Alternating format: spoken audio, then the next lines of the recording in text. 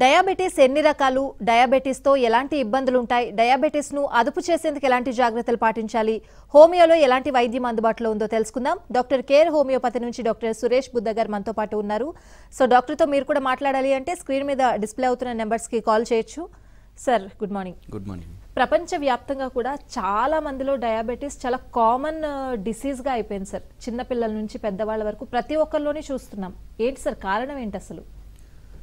అంటే డయాబెటీస్ అనేది ఈ మధ్యకాలంలో చాలా కామన్గా, అంటే ప్రతి ఫ్యామిలీలో కూడాను ఇద్దరు ముగ్గురు డయాబెటిక్ పేషెంట్స్ ఉన్నారంటే అది అతిశయోక్తి కాదు అది. సో ఎందుకంటే అంత ఎక్కువగా ప్రబలినటువంటి డిజార్డర్ అండి ఇది. యాక్చువల్గా ఇది ఒక మనం డిసీజ్ కామన్గా అనుకునేది కానీ, బట్ ఇది ఒక డిజార్డర్. అంటే మన బాడీలో రెగ్యులర్గా నడిచేటటువంటి ఆర్డర్గా వెళ్ళేటటువంటి ఒక సిస్టమ్ అనేది పూర్తిగా డిస్టర్బ్ అవడం వల్ల మనకి బ్లడ్లో ఉండేటటువంటి గ్లూకోజ్ లెవెల్స్ అనేవి అధికమైపోవడం జరుగుతూ ఉంటుంది.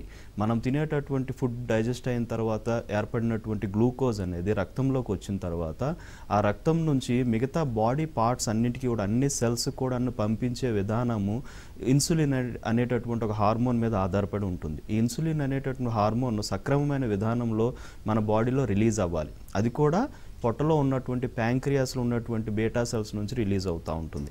ఈ రిలీజ్ అయ్యేటటువంటి ఇన్సులిన్ అనేది సరిగ్గా పనిచేయకపోవడం కానీ, లేదంటే రిలీజ్ అవ్వడం పూర్తిగా లోపించడం కానీ జరిగినప్పుడు ఈ షుగర్ని క్యారీ చేసేటటువంటి పదార్థం అనేది ఉండదు. కాబట్టి రక్తంలో గ్లూకోజ్ లెవెల్స్ అనేవి అధికం అవడం జరుగుతూ ఉంటాయి. సో నార్మల్ కన్నా అధికంగా షుగర్ లెవెల్స్ అనేవి పెరిగిపోతూ ఉండడాన్ని మనం షుగర్ వ్యాధి, డయాబెటీస్, మధుమేహము ఇట్లా చాలా రకాలుగా పిలుస్తూ ఉంటామండి. సో ముఖ్యమైనటువంటి కారణం ఏంటంటే ఇన్సులిన్ అనేటటువంటి హార్మోన్ లోపము అనేటటువంటిది ఇక్కడ చాలా ఇంపార్టెంట్. ఇన్సులిన్ హార్మోన్ లోపం అనేది ఎందుకు వస్తుంది అనేది చాలా ఇంపార్టెంట్గా ఆలోచించాలి. అంటే ఇది ఒకటి జన్యుపరమైనటువంటి కండిషన్స్, అంటే హెరిడిటరీగా వంశపారంపర్యంగా ఉండొచ్చు. రెండవది ఏంటంటే మన యొక్క లైఫ్ స్టైల్, ప్రతి మనిషి యొక్క ఇండివిజువల్ లైఫ్ స్టైల్ మీద ఈ యొక్క డిజార్డర్ అనేది ఆధారపడి ఉంటుంది.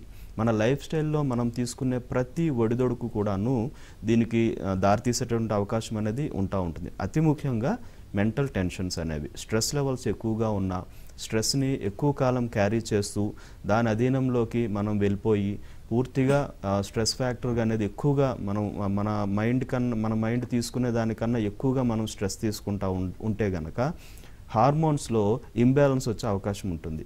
అది కూడా మనకి వంశపారంపర్యంగా ఉన్నటువంటి బాడీకి టెండెన్సీస్ కొన్ని ఉంటాయి, మనకు పుట్టుకతోనే వచ్చేటువంటి టెండెన్సీస్ కొన్ని ఉంటాయి. అందులో డయాబెటీస్ ఒక టెండెన్సీ కనుక ఉంటే కనుక తొందరగా అది బయటపడే అవకాశం అనేది ఉంటుంది. కొంతమందిలో వంశపారంపర్యంగా తెలియదు, వాళ్ళకి అంటే ఉందా లేదని తెలియదు, వాళ్ళకి తెలిసినంత వరకు ఉండకపోవచ్చు, కానీ వీళ్ళలో ఆ యొక్క ఎఫెక్ట్స్ అనేవి, ఆ డిజార్డర్ అనేది వచ్చే అవకాశం కూడా ఉంటుంది. సో అతి ముఖ్యంగా చెప్పాలంటే కనుక ఈ హార్మోన్ లోపం అనేది చాలా ఇంపార్టెంట్ రూట్ కాజ్గా చెప్తామండి. వీటితో పాటుగా మన యొక్క లైఫ్ స్టైల్ ఇందాక చెప్పినట్టు స్ట్రెస్ ఫ్యాక్టర్స్తో పాటుగా కొంతమంది సెడెంటరీ హ్యాబిట్స్ ఎక్కువగా అలవాటు పడి ఉంటారు. లేజీగా ఉండడం, బాగా అంటే పని ఎక్కువ, శారీరక శ్రమ లేకుండా ఉండేటటువంటి వాళ్ళు, అధిక బరువు ఉండేటటువంటి వాళ్ళు, లేదంటే వేరే అదర్ డిసీజెస్ లైక్ ఏదైనా అంటే వేరే అదర్ హార్మోనల్ ఇంబ్యాలెన్సెస్తో బాధపడుతున్నటువంటి వాళ్ళలో ఈ యొక్క డయాబెటీస్ అనేది అధికంగా కనిపించే అవకాశాలు మనం చూస్తూ ఉంటామండి.